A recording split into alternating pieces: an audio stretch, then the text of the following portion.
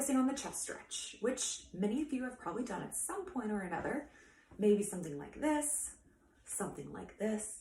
possibly something up against the wall. Today, I'm going to be using a doorway for this chest stretch, which I absolutely love to do because, again, it's one of those stretches that is very adjustable.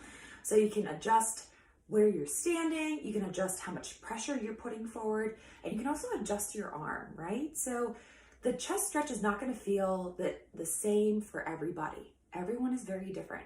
So it's very important to be aware as you're going into these stretches in this series to figure out what feels right for you. So let's get started. You're gonna have to find a doorway, step one. All right, and then from here, what I'm gonna do is I'm gonna start with doing both sides at the same time. So I'm gonna place my forearm on each side of the door, and then I'm gonna take one leg back and one leg forward. And from here, I'm gonna shift my body weight forward. Now, you can see that my elbows are about the same height. From here, I can adjust a little bit higher or a little bit lower.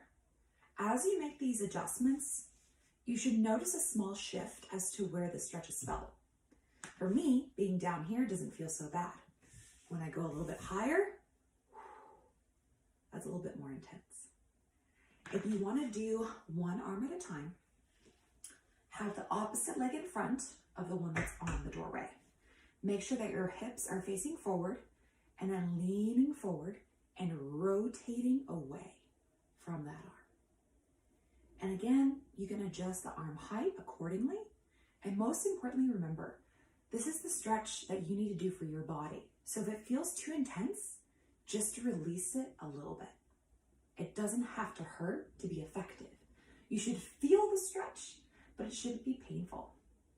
Aim to hold this stretch for about 30 seconds on each side, or you can do 30 seconds with both sides at the same time. And again, if you would do one of these stretches and you enjoy it, please let me and my team know.